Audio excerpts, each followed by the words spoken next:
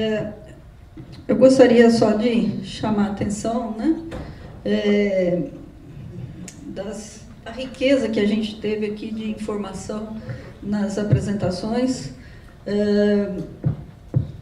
A minha formação, eu estava no último ano da graduação em Física na Universidade de Londrina, em 1986, quando aconteceu o acidente de Chernobyl. E eu fazia iniciação na área nuclear, então a gente acompanhava com muito cuidado todas as informações. Um tempo depois, alguns meses depois, a Prefeitura de Londrina comprou leite da França, leite em pó da França, para distribuir nas escolas, e houve uma preocupação em relação à possibilidade ou não daquele leite estar contaminado. E nós lá no laboratório que analisamos o leite, e realmente ele continha níveis de radioatividade pouco acima dos limites estabelecidos, e o leite teve que ser incinerado e não pôde ser distribuído para a população. O professor Leandro também mencionou, né, o acidente de Chernobyl, e acho que o acidente de Chernobyl trouxe para nós, né, sem dúvida, uma das maiores tragédias tecnológicas que a gente tem registro.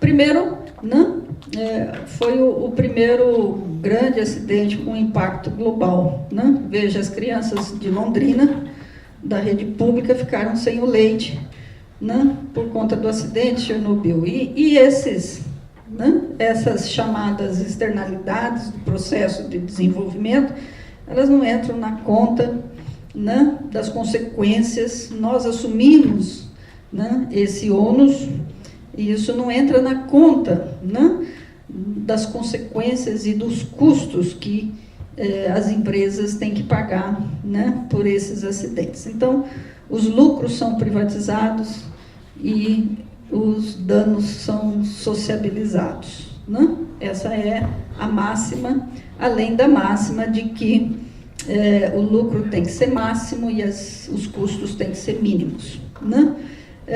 O acidente de Chernobyl, ele introduziu na área de segurança um conceito bastante importante, que é conhecido hoje como cultura de segurança, e que dizia que a preocupação com segurança ela tem que permear todos os níveis gerenciais da empresa. Ela deve estar imbuído em cada indivíduo que trabalha dentro da empresa, né? O acidente de Chernobyl, né, ele teve como start, né,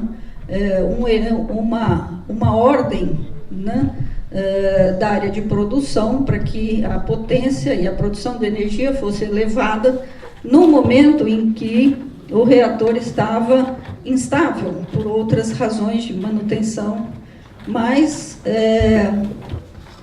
a ordem da produção se sobrepôs à informação por parte da segurança que dizia: não é adequado, nós não podemos fazer isso agora, né? É arriscado nesse momento, o procedimento operacional diz que não podemos fazer isso, mas ainda assim a potência foi elevada, né?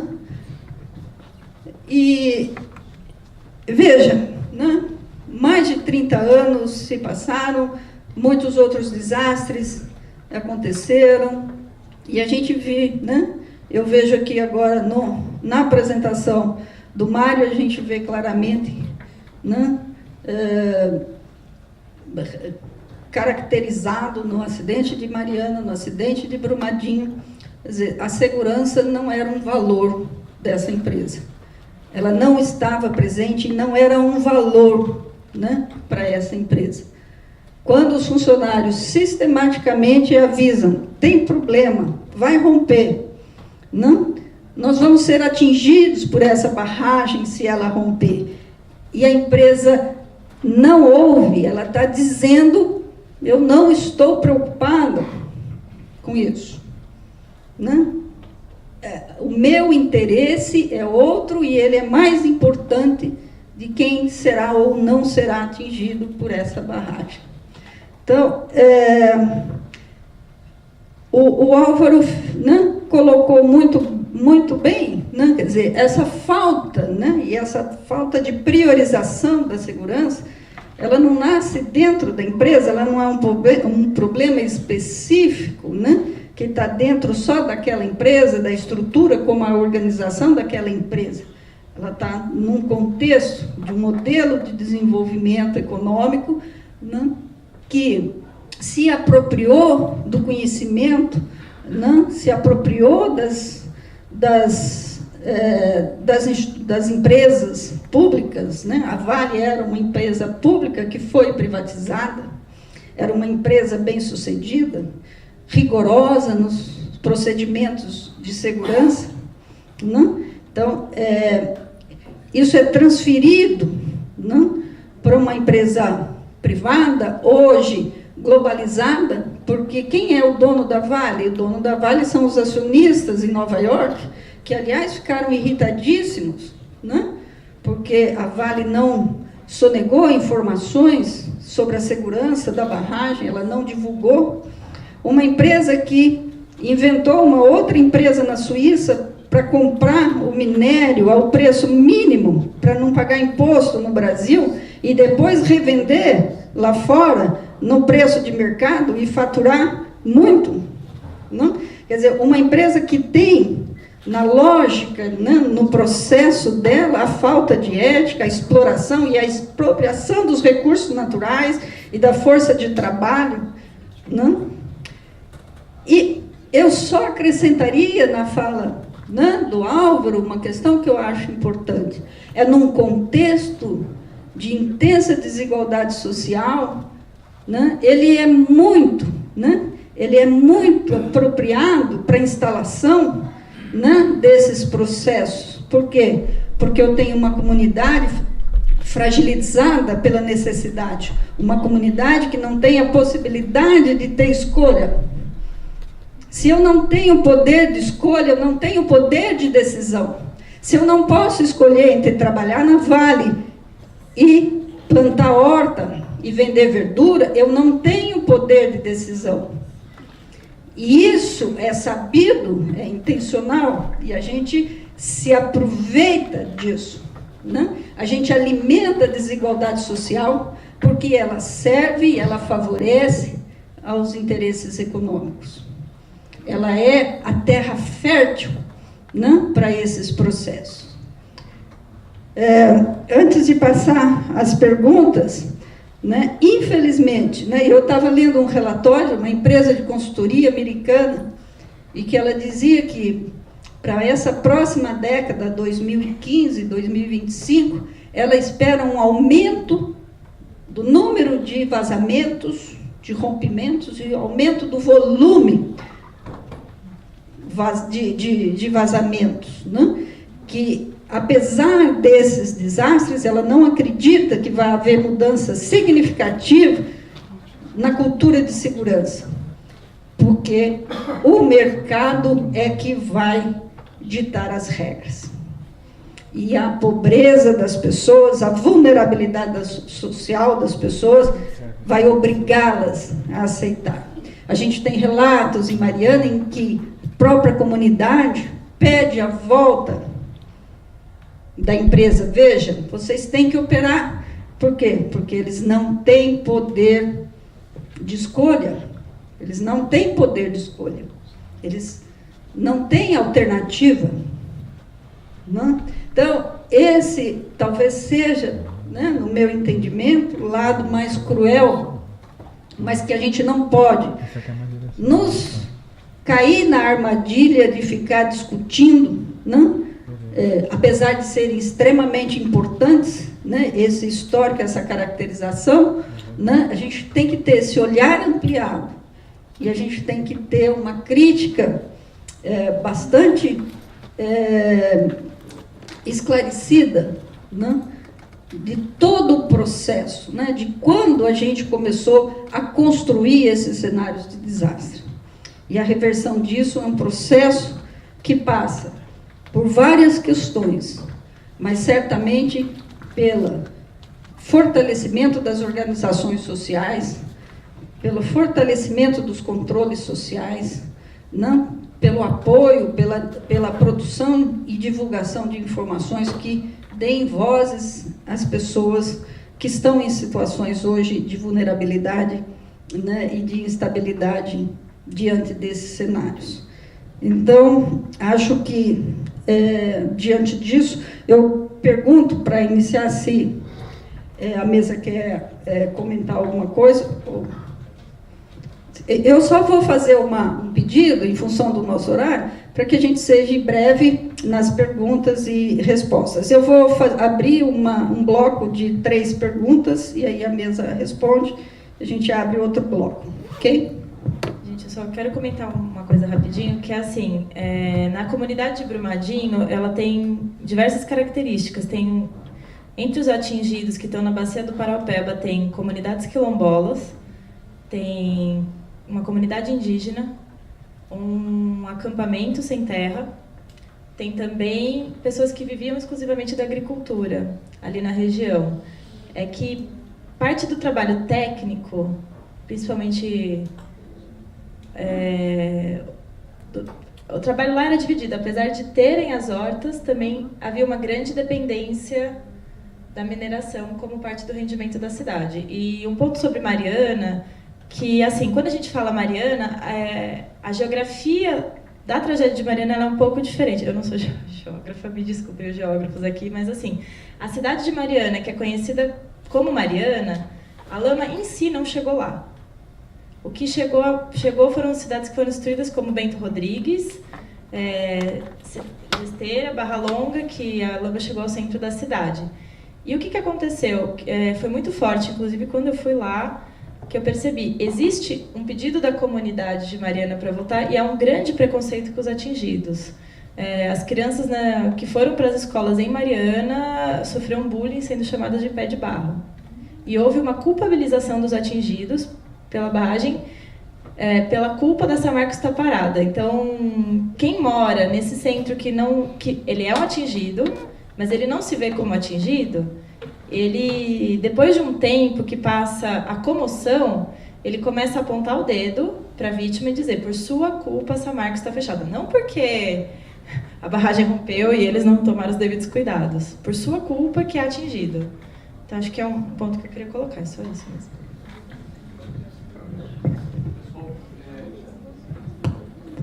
O microfone está colocado ali, junto ao Rodolfo. Então, eu peço às pessoas que tiverem perguntas que se dirijam ao microfone, por favor.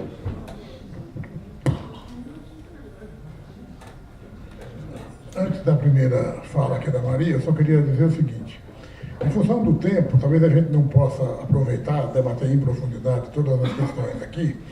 A página do fórum, esse portal, ali a primeira aba é fóruns, né? A gente procura estimular que esse espaço não seja só de compartilhamento de informações, mas também de discussão. Essa não é uma coisa que tenha sido rendido muitas discussões com esse espaço aí. Mas eu me comprometo, eu vou abrir um fórum aí relacionado a esse encontro aqui hoje. Por exemplo, eu gostaria de fazer alguns comentários das falas. Eu não vou fazer aqui para fazer naquele espaço e para abrir mais um espaço aqui para as pessoas que não estão tão presentes na página poderem falar. Então, a gente estimula. Só um reparo, para poder escrever no fórum, você precisa estar cadastrado. Para acesso, para ler, para ver o que está lá, para baixar o vídeo, não há necessidade de nenhum cadastro. Mas para escrever, você vai precisar fazer esse cadastro. Obrigado. Maria? Se apresenta. Bom, Maria Maeno, eu sou da Fundacentro, sempre fomos do Ministério do Trabalho, atualmente somos do Ministério da Economia, assim como Mário Parreira. Bem, Eu queria falar só uns 3 pontos mesmo. Eu achei que a mesa foi muito boa, muito completa. A Débora completou de uma forma muito importante para dar a dimensão humana do que acontece lá. Nosso país é desigual, acho que a professora sintetizou de uma forma brilhante, né? A desigualdade que sempre existiu no Brasil, né? E que sempre colocou as pessoas mais vulneráveis, né? Numa condição mais de risco de vida, etc. E isso acontece sempre. Agora, só que essa acontece sempre no mundo do trabalho que a gente estuda há bastante tempo, atua há bastante tempo. Mas eu acho que esses acidentes ampliados, eles acabam dando uma visibilidade muito grande por um tempo, né? Então, eu acho que é uma missão, e eu gostaria de convidar todos aqui que trabalham em diferentes instituições, de continuar dando vida e dando visibilidade para esses problemas, porque eu acho que é uma forma da gente aflorar e dar uma visibilidade social de que esse problema acontece tanto dessa forma grandiosa que nós estamos vendo, como de formas pequenas, nas metalúrgicas, nas químicas, nos teleatendimentos, nos bancos, etc., né? Então, eu acho que é um convite. E, nesse sentido, o grupo responsável pela Revista Brasileira de Saúde Ocupacional da Fundacentro, antenada com essa necessidade, lançou a proposta de um dossiê temático para esses acidentes, para barragens, etc. Então, eu gostaria de convidar também todas as pessoas, eu não faço parte da revista, mas eu vejo isso como uma iniciativa muito importante para a gente continuar dando visibilidade, né? Então, está no site da Fundacentro, o Pará tinha colocado aí, também está no site do Fórum de Acidentes do Trabalho, né? Eu acho que é importante. E uma outra coisa, só para não me alongar, é o nosso cuidado e a nossa solidariedade, nossa atuação para não tornar, não dividir, não criminalizar o movimento, por exemplo, do MAB.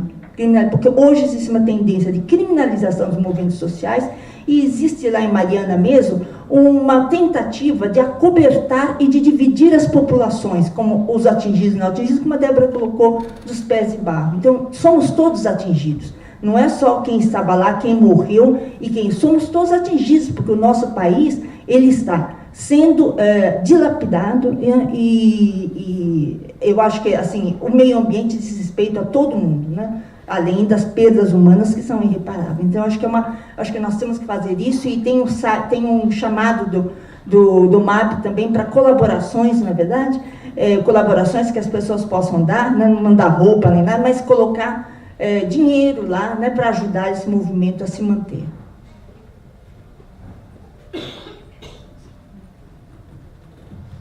Bom dia. Um pouquinho, né? Bom dia a todos e todas, né? O meu nome é Isa Rita, eu sou professora de toxicologia da Universidade Federal de Alfenas, em Minas, e atualmente estou compondo a diretoria da Sociedade Brasileira de Toxicologia. Estou aqui hoje nesse evento representando a Sociedade Brasileira de Toxicologia, porque nós estamos organizando o evento, o Congresso Brasileiro de Toxicologia, que vai ser em outubro, e nós estamos tendo dificuldades em ter acesso aos dados em relação à composição química dos rejeitos. Então, oi? Eu gostaria, a minha primeira colocação é essa, né? Então, em termos de reflexão, como fazer, nós somos da Sociedade Brasileira de Toxicologia, estamos recebendo demanda, por exemplo, do Estado de Minas,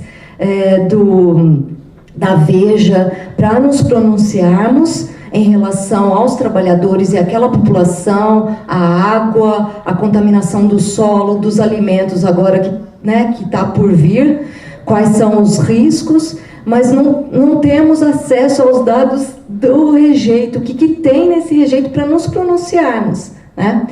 E a segunda reflexão que eu gostaria de fazer é uma pergunta, né, uma reflexão, então, né, como ter acesso a esses dados, e a segunda como fazer para que a universidade possa contribuir para que a gente tenha não fique só discutindo o acidente, mas tem uma prevenção, porque Minas Gerais, eu sou do estado de Minas ali, hoje estamos comprometidos ali, perto de mim, ali tem uma que fica em Caldas, que vai atingir, a projeção é atingir Poços de Caldas, né?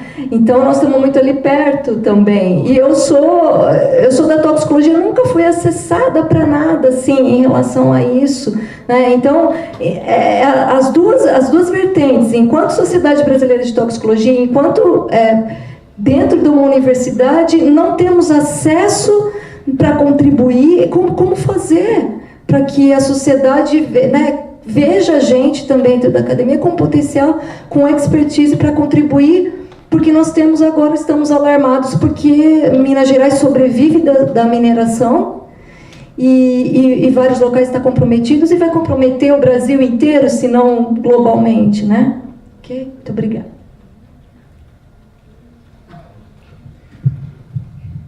Bom dia a todos e a todas. Meu nome é Cid Orleães, eu sou técnico de nível superior em saúde, trabalho na Agência de Vigilância em Saúde do Governo do Estado de Rondônia. Rondônia está aqui também representada pela nossa diretora-geral da Agência de Vigilância em Saúde do Governo do Estado, doutora Ana Flora. E eu gostaria de dizer que nós saímos daqui realmente agraciados por belas palestras. Eu acho que o evento realmente atingiu as nossas expectativas, mas eu acho que todos nós, inclusive os palestrantes que estão à mesa, saem ainda com muitos desafios, né?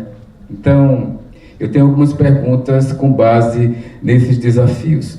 Ora, toda essa catástrofe, né, não só de Brumadinho, mas Mariana e todas as outras que aconteceram no passado, elas surgem pelo poder exacerbado, pelo poder do capital selvagem, não é? Onde o lucro está acima de qualquer coisa e acima também de qualquer pessoa. Nos foi dito aqui, e a gente também enxerga com bons olhos, de não procurarmos culpados, mas nós temos muitos culpados. O maior culpado é o Estado brasileiro, quando desfacelou a engenharia geotécnica do país, né? Então, e eu quero saber, mesmo porque esse fórum ele tem uma envergadura nacional e internacional. E a gente sabe que o poder público, o Estado brasileiro, ele enxerga a academia como um espaço de status, mas ele não abre as portas para essa academia. Porque hoje as universidades e as faculdades brasileiras, elas imploram para ajudar o poder público. E se nós fizermos uma pesquisa, a gente vai perceber que pouquíssimos governos municipais ou estaduais trabalham em parceria com a nossa academia.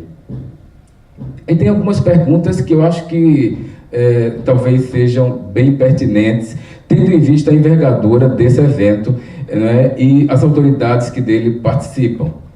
Ora, quem são os nossos interlocutores nos dois maiores espaços de poder, que se chama Senado e Câmara Federal? Quem são? Essa é a primeira pergunta. Quando a gente fala que não existem culpados, né, e eu enxergo essa questão muito pela ética, não é?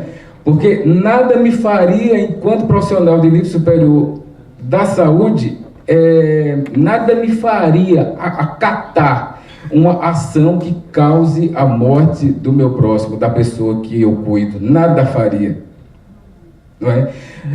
Então, se a empresa pensa no lucro, não é? Então a gente também, os que se calaram, cadê a nossa cidadania, não é? No sentido de denunciar na rede social, a gente sabe que tudo que se denuncia na rede social, não é, realmente ganha um lastro muito importante, não é? E o Ministério Público, não é? E os órgãos fiscalizadores, eles receberam algumas denúncias dessas dezenas ou centenas de cidadãos que sabiam, não é, que previam essa ruptura da barragem.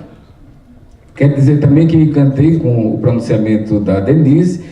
Também trabalhamos lá, já trabalhei bastante com o pessoal do MAB, fazem um trabalho maravilhoso, na verdade, no estado de Rondônia, no tocante às nossas hidrelétricas, a de Santo Antônio e também a de Giral, é o MAB o único porta-voz em favor da população. E nós conseguimos muitos avanços, por iniciativa, por intromissão, né, do MAB nesse processo.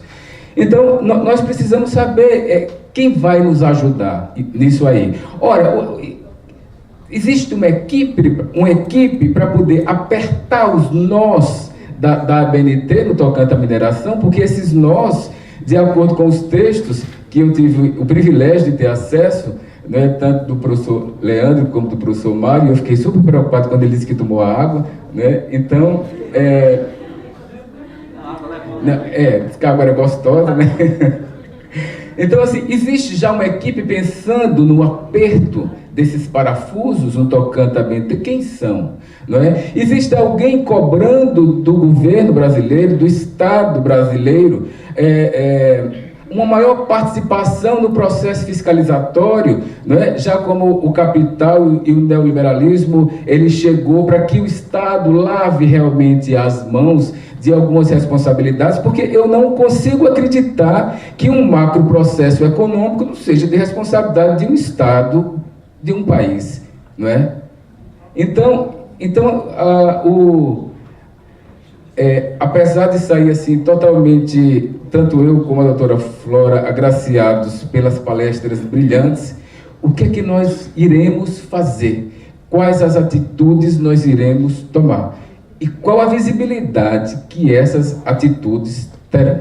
Obrigado. Muito obrigada, Cid. Muito obrigada, Isa Rita, da Federal de Alfenas. Eu peço ao Mário, se você sabe falar sobre os dados da contaminação química, você tem alguma informação, ou sabe se eles existem, pelo menos? Bom, primeiro eu tomei a água da fonte lá em cima, não foi da água que escorria da barragem. Fique tranquilo. Eu sou doido, mas não sou bobo. Ainda por enquanto não. Se bem que alguém acha que eu sou doido, tem gente que fala que me chama de Mário louco, mas até hoje eu não agredi ninguém e tenho que ter procurado manter a calma à custa de muito remédio e muita insônia. Com relação à composição da lama, o livro que eu trouxe aqui para o Pará, infelizmente, foi lançado segunda-feira agora, lá na UFMG, lá pelo Observatório de Saúde do Trabalho,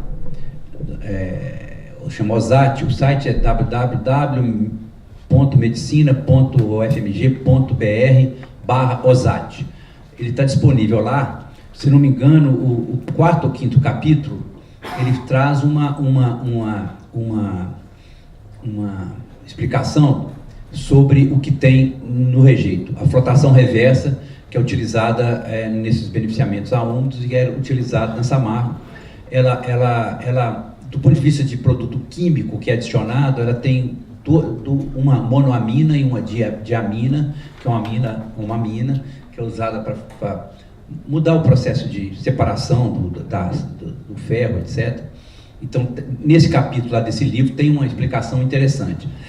Do ponto de vista geral, um rejeito de minério de ferro, ele tem basicamente o seguinte, então nós temos alguns dados da própria avaliação, ela tem basicamente o seguinte: varia de local para local, porque o minério de ferro ele tem concentrações diferentes. O minério de ferro, o itabirito, que é um minério de ferro menos concentrado, você tem a hematita, que é só ferro, mas o itabirito tem... Basicamente é o seguinte: o que sai de rejeito nessa coisa é areia, 70% é areia, tá? Em média, pode variar um pouco, areia, sai ferro, tá? Não conseguem concentrar tudo, porque o processo de beneficiamento é uma concentração. O que não pode contaminar o ferro é areia e fosfato.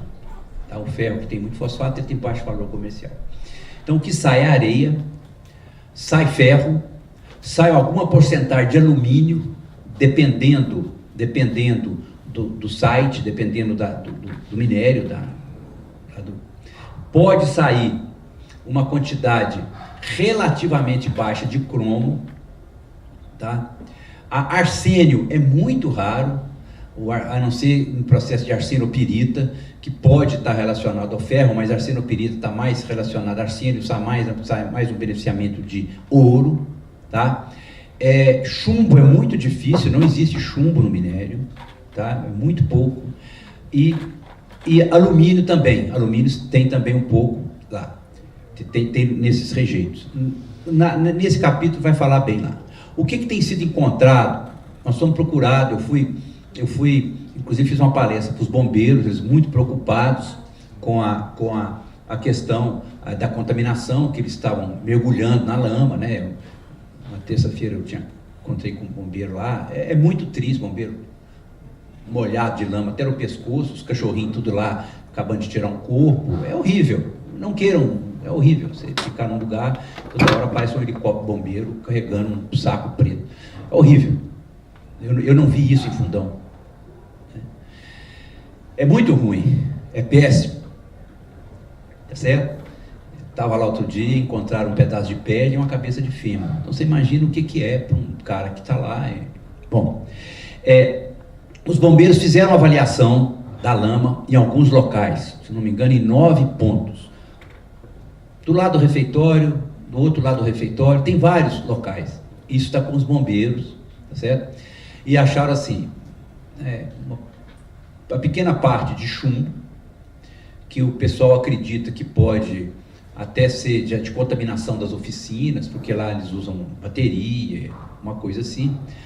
Mercúrio, eles acharam relativamente muito pouco, porque o mercúrio não é absorvido pela pele, e o mercúrio, a gente acredita que seja o revolvimento do leito desses rios e dessas situações, porque Minas Gerais sempre teve garimpo, né? Nós sempre tivemos garimpo aí. O garimpo manual, ele usa mercúrio. A empresa de ouro industrial não usa mercúrio, nunca usou. Usa cianeto. Aí você pode trocar o cianeto, aí você escolhe. Ou você quer morrer doido ou quer morrer asfixiado. Porque o mercúrio dá doideira, né? O chapeleiro maluco nos prova isso, né? Então, o que pode achar em quantidades muito pequenas, são quantidades diluídas na lama. O UFMG também fez algumas amostragens, tá? A UFMG tem algumas amostras, e eu tive acesso restrito a algumas amostras que foram feitas pelo Ministério da Saúde, que está com um projeto de acompanhamento da saúde desses bombeiros por 20 anos. Eles estão com esse projeto, a Carla lá da saúde está com isso muito interessante. E eu fui falar para os bombeiros isso, assim, porque eles estavam muito preocupados. Eles têm um protocolo de fazer uma série de exames, realmente alguns exames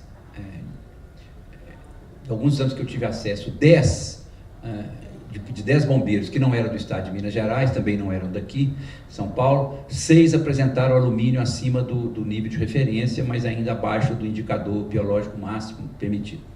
E um apresentou acho que cromo.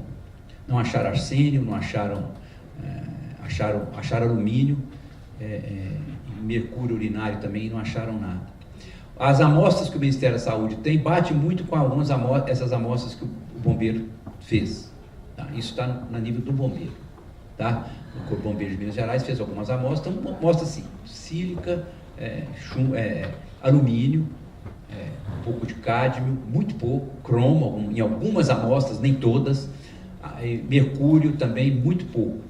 Claro que não estou dizendo com isso que a gente não tem que preocupar isso a longo prazo, de contaminação da água, que isso, né, os bombeiros, como eles estão muito protegidos, eles têm uma certa metodologia para isso, e esses produtos, esses metais pesados, não são absorvidos normalmente pela pele íntegra, eles estão bem protegidos, eles vão com aqueles macacões de mergulhador, né, protegendo os olhos e tal, mas eles mergulham lá mesmo. É um negócio assim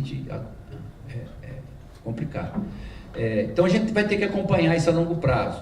Eu não sei assim, eu não sei se tem uma exposição aguda a nível importante, mas a gente tem que acompanhar essa evolução, né, de exposição em baixos níveis a longo prazo. Isso a toxicologia nos ensina, né? Então, assim, nesse momento a gente não tem grandes quantidades. Manganês também se acha, desculpa, você acha sílica, ferro, manganês e alumínio. Porque o manganês, ele tem, na natureza, ele sempre está associado ao ferro. Onde tem uma mina de manganês, tem ferro junto, tem uma mina de ferro. O manganês também, ele é de longo prazo, ele normalmente não é absorvido pela pele, né? E os indicadores biológicos que nós temos são muito pouco esclarecedores. Né? Manganês urinário não tem valor biológico nenhum, manganês sanguíneo não tem nenhum, né? Alumínio também não tem. Então, os indicadores biológicos que nós temos hoje são indicadores, não são indicadores de efeito, né? São indicadores de exposição, e os analitos, né, que são utilizados nos dão muito pouca coisa, né? Se tirar um manganês urinário, agora chumbo urinário e um chumbo sanguíneo já tem um valor importante. Eles não acharam, esses 10 bombeiros, tá, que eu vi o exame, pessoal de outro estado, não apresentou chumbo em hora nenhuma. Tá? Minas Gerais também não acharam chumbo, acharam os bombeiros alumínio, tá? Mas não em níveis assim muito elevados. Acharam cromo num trabalhador e alumínio também acharam, né, como eu falei, mas que pode ser de outras origens, pode ser de outras fontes, né? Então a gente tem que pesquisar isso, mas essa exposição aguda eu acho que a gente não vai ter nenhum caso, né? O que eles estão tendo lá, preocupação lá com doença infecta contagiosa, leptospirose, todos tomam remédio preventivo para leptospirose, né? Algum machucado que eles têm, mas a gente tem que acompanhar, porque além disso, a gente tem que acompanhar mais, assim, além da questão da saúde mental dessas pessoas, elas estão muito abaladas. Se nós que eventualmente vamos lá, a gente sai de lá chorando, você imagina um bombeiro, né? Sim, com a população lá, isso eu não vou nem entrar nisso aí, porque, enfim. Então, mas esse capítulo que está lá no livro, professora, dá uma ideia mais ou menos do que tem. Nós temos a composição da lama lá pelos estudos que foram feitos pelas empresas de consultoria, tá? A gente pode até, eventualmente, se alguém pedir oficialmente, a gente pode disponibilizar, não tem problema não. Mas não tem, assim, grandes metais pesados em grandes volumes que possam, assim, a princípio, né, causar uma intoxicação aguda, eu acredito que não. Essa é a minha posição, controversa, alguém pode achar que não, mas nós temos que nos preocupar agora com a questão a longo prazo e o revolvimento da bacia, porque o rio Paraopeba sempre foi um rio poluído, né? A minha cidade, por exemplo, que eu nasci, ela teve uma crise hídrica e a solução foi tirar a água do Paraopeba, e não pode tirar a água do Paraopeba mais. Eu tenho irmãos que moram lá, né? Aliás, eu sou o único que mora fora. Então, assim, ele sempre foi um rio poluído. Eu nunca vi o rio Paraopeba verde na vida. Nunca vi. Toda vez que eu vou na minha cidade, eu atravesso o rio Paraopeba. Se eu vi uma ou duas vezes verde, está no fundo da minha memória. Sempre ele veio contaminado, sempre veio sujo com os minérios, com lama que vem lá dessas minerações. Isso está lá, incorporou lá, certo? O Rio Doce é a mesma coisa. O Rio Doce é um rio que sofreu uma carga de esgoto e de outras indústrias violentíssima. Não estou aqui dizendo que não tem problema, pelo amor de Deus, não me entenda disso. Mas o Rio Doce, qual que é o background que tinha no Rio Doce? Ninguém sabia, né? E nós sabemos que tratamento de água no Brasil não tira mineral tóxico, ele vai tirar só o que é sólido. Não tira nada, não tira antibiótico, não tira metal pesado, não tira nada. Tá certo? Só tira o barro, tá certo? E faz lá, bota cloro, pega as bactérias, você vai tomar aquilo. Barra Longa tem esse problema, né? A exposição, né? Os meninos, os idosos e pessoas estão tendo problema de pele, né? Nós vamos sofrer isso, né?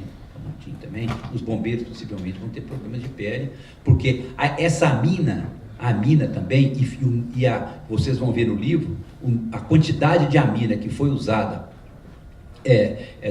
em Fundão, ela também subiu exponencialmente em relação à produção. Teve mais rejeito, teve mais flotação, teve mais rejeito, teve mais amina. A amina, ela provoca alterações de pele, Tá? Então a gente tem que ver isso, porque a outra coisa que tem no rejeito também é amido, porque na flotação se usa amido para fazer a separação do ferro, da sílica, tá? Então a lama lá não sei se a Débora presenciou isso, mas a lama lá em Mariana, pelo menos, eu fui lá em Rodrigo algumas vezes, ela tem um cheiro de milho podre, é muito, muito fedorento, vamos dizer assim. Tem muito amido que é usado na flotação, eles usam muito amido. Tá? É isso, mas acho que o capítulo lá pode ajudar, viu? Acredito. Mas se alguém precisar, o que a gente tiver lá, os nossos documentos são públicos. O relatório ainda vai demorar um pouco de tempo, como eu disse, cada dia a gente puxa um fio. E vamos, acredito que daqui a um mês no máximo a gente tem esse relatório pronto, porque hoje mesmo eu deveria estar lá entrevistando algumas empresas, mas tem colegas nossos que estão fazendo isso. Eu gostaria só de enfatizar que não é uma pessoa, né? É o Mário, é um grupo de pessoas que ajudam muito. Nós temos alguns colegas que ajudam muito, que têm muita experiência, que já passaram por isso, né? Eu talvez seja o mais, porque eu fui do grupo o único que viu 4 vezes. E não é uma experiência agradável, eu fico preocupado com isso. Nós estamos com uma barragem lá em nível de atenção, ela tá para romper a qualquer momento. Nós interditamos essa barragem na quinta-feira passada, ninguém ficou sabendo que nós interditamos essa barragem. Se ela romper, ela vai chegar a 7 metros de altura na cidade de Barão de Cocais. É a barragem sul superior da mina de Gongo-Sul. Tá? E nós interditamos também a barragem de Vargem Grande, interditamos também a barragem de Serra Azul, que está próximo a Macacos, porque elas têm um fator de segurança muito baixo e tem trabalhador lá em cima, estava trabalhando. E aí aquela história, se você interdita, você não pode deixar as pessoas, para não deixar as pessoas trabalharem ali em cima. Se você não deixa as pessoas trabalharem ali em cima, não corrige o problema. Então eu não sei como vamos fazer, é um impasse, mas esse problema não fomos nós que criamos, né? E vamos ver o que nós podemos fazer. Mas que vai romper mais, eu tenho medo que vá sim. Eu tenho medo, porque nós temos um histórico, essas barragens estão velhas.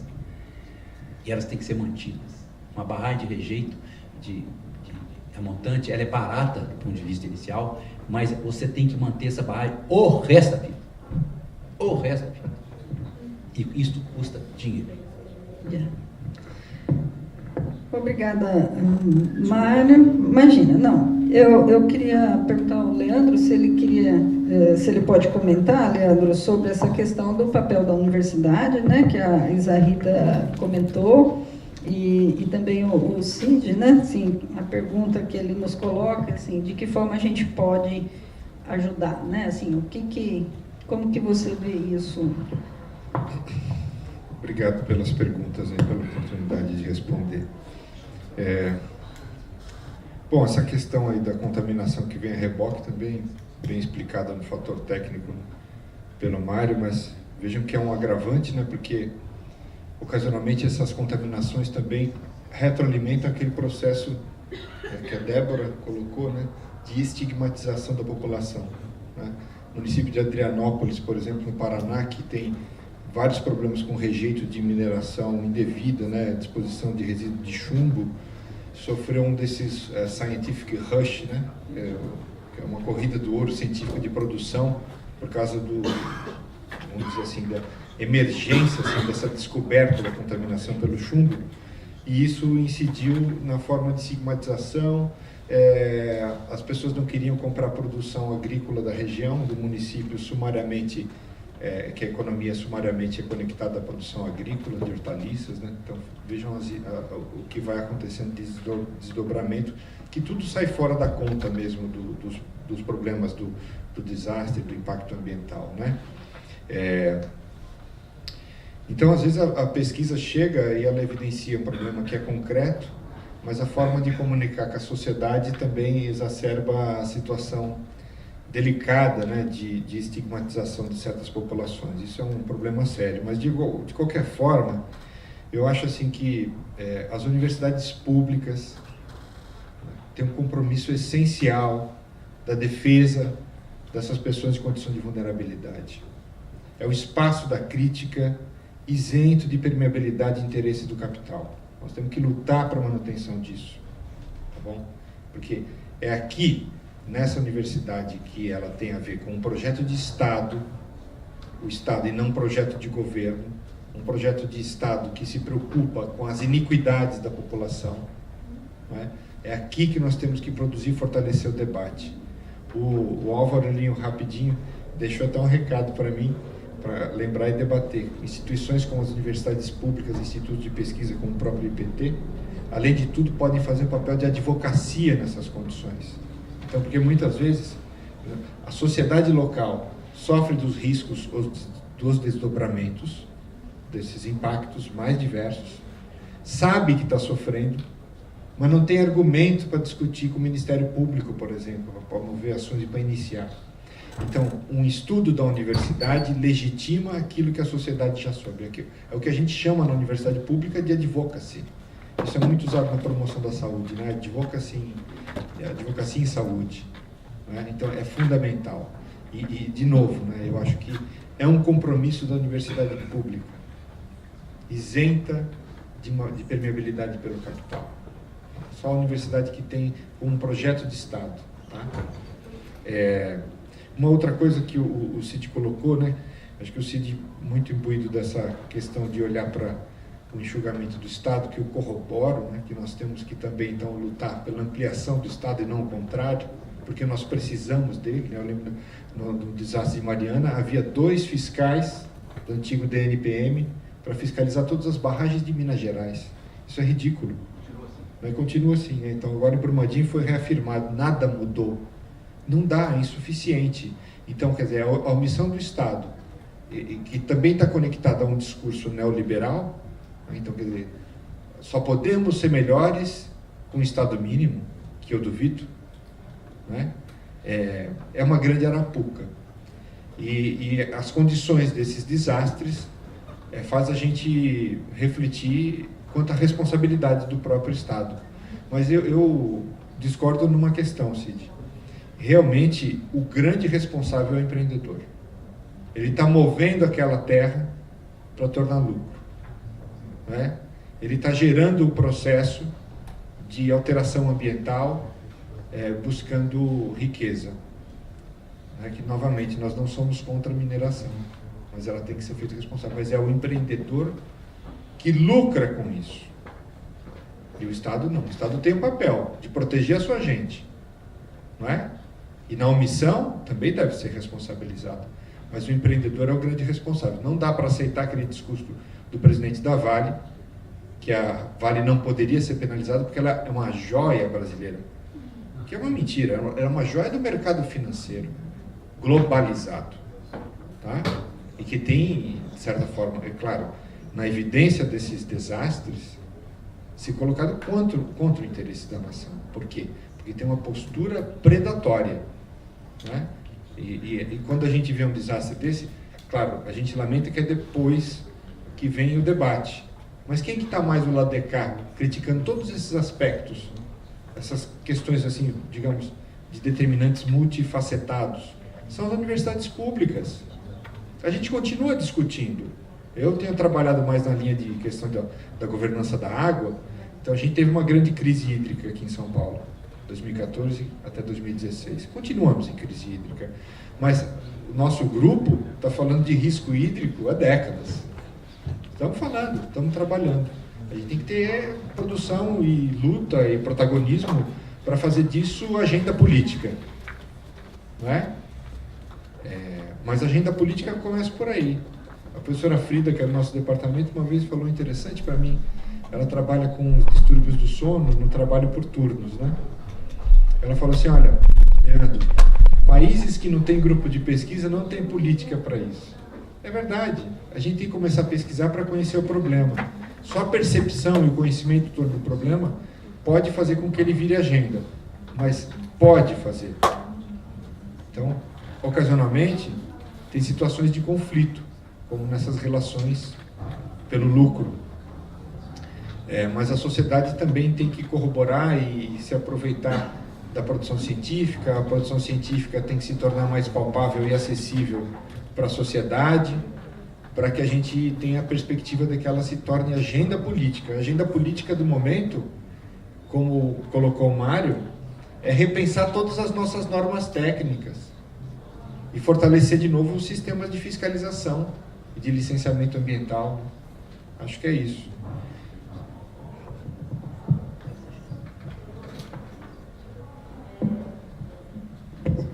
Isa Rita, eu só queria complementar um pouco o que foi dito. Uma das coisas que foi uma das cobranças dos atingidos e foi uma conquista na audiência que teve em Minas no mês passado, além da conquista que os atingidos tiveram de conseguir as indenizações de uma forma mais ampla do que foi Mariana, teve uma conquista muito importante que a gente chama de assessoria técnica independente, que é uma assessoria técnica escolhida pelos atingidos, exatamente para evitar esses conflitos de empresa deu essa informação, aquele deu essa informação, e assessoria técnica independente, escolhido a partir da confiança dos atingidos, né, para trazer esses dados com mais propriedade. O MAB tem um documentário muito interessante que chama Renova, o crime periódico, e ele aponta questões de saúde da população de Mariana.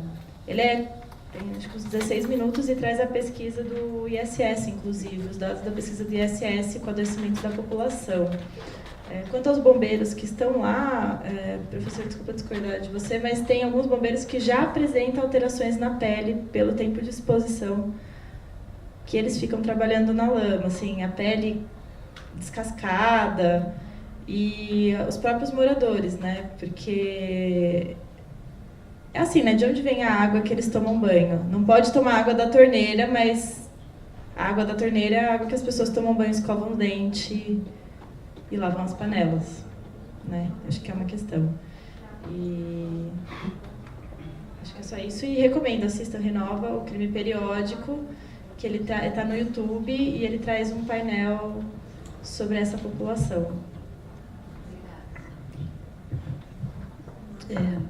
Sim. Meu nome é Silvana Zucoloto, estou aqui no programa Saúde do Trabalhador, fazendo um pós-doc. Eu só queria falar o seguinte: eu tenho uma relação bastante profunda com Minas e o Vale do Rio Doce, porque eu sou de Vitória, né?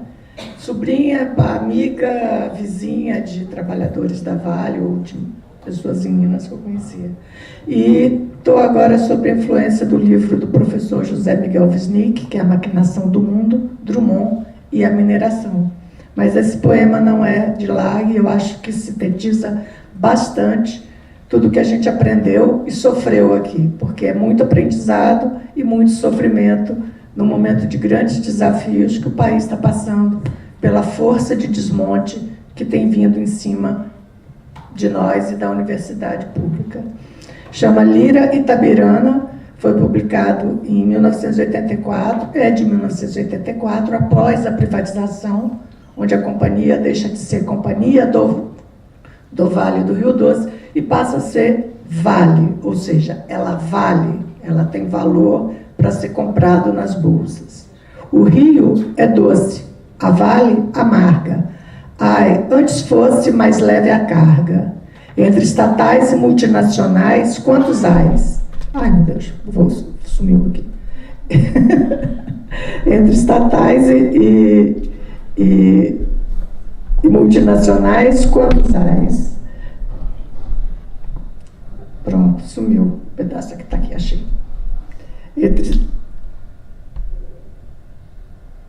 Sumiu, que loucura. Entre estatais e multinacionais, quantos ais? A dívida interna, a dívida externa, a dívida externa. Quantas toneladas exportaremos de ferro? Quantas lágrimas disfarçaremos sem berro? Isso antes, né? Antes dessa história toda que a gente tratou aqui. Em função do horário, nós não podemos ampliar o debate, mas, como o Gilberto lembrou, esse debate pode continuar no fórum, ele vai mediar, né, lá no fórum, ele vai abrir lá o espaço, as pessoas se registram e podem encaminhar questões, críticas, sugestões.